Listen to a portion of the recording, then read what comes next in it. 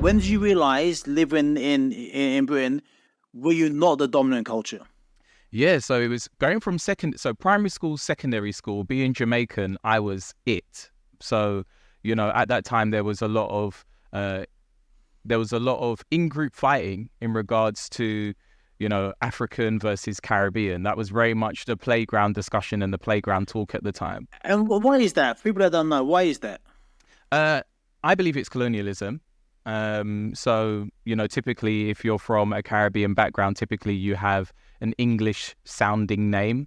You've been here for a while. Your descendants, like myself, like I explained, had been here for a while. So you almost have taken ownership of your area that, your parents probably don't even own a house in. But as a result, that's all you know. So when another group have now come in and they don't have English sounding names, that's something different. And difference wasn't really celebrated then. So as a result, there was this Caribbean African versus conversation in the playground.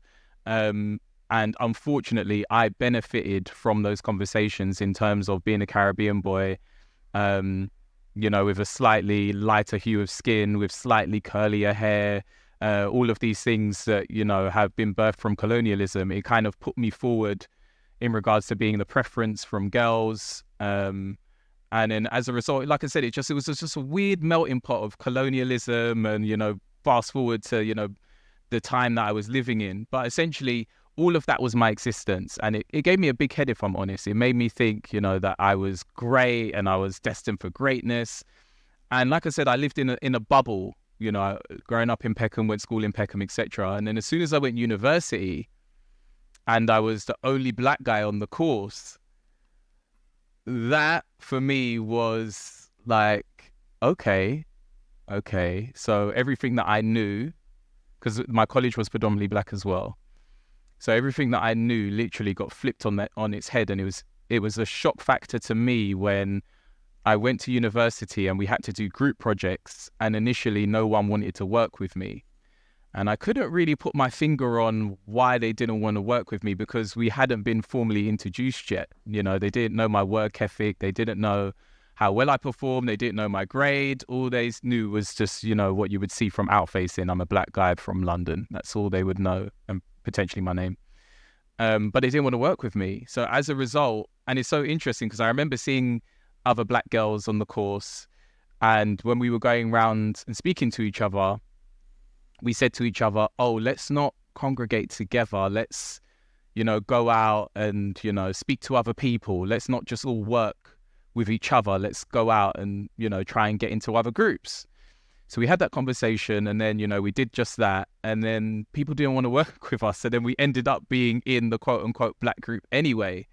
Fast forward, after the first assignment, we achieved the highest, we achieved the best. And then everybody wanted to work with us. But then by that time, we didn't want to work with them because of what we were faced with initially.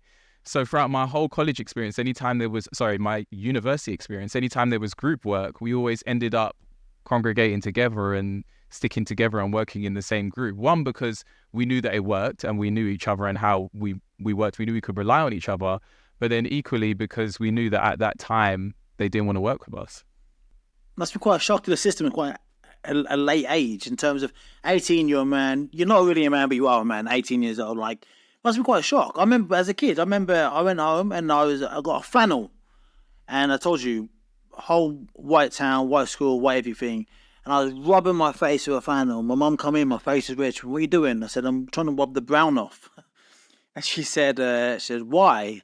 Some of the kids at school are being mean to me. Calling me poo face. I was little. And she told me off. She said, don't you ever let anybody tell you that you're not beautiful. Look at you. She went, remember, she said to me, I was little, she went to me, people in Lowestoft's a little seaside town. We didn't go abroad, we couldn't afford to. But she went, every summer, people come to Lowestoft to sit on the beach to look like you, to get brown like you. Don't you ever say anything about the colour of your skin.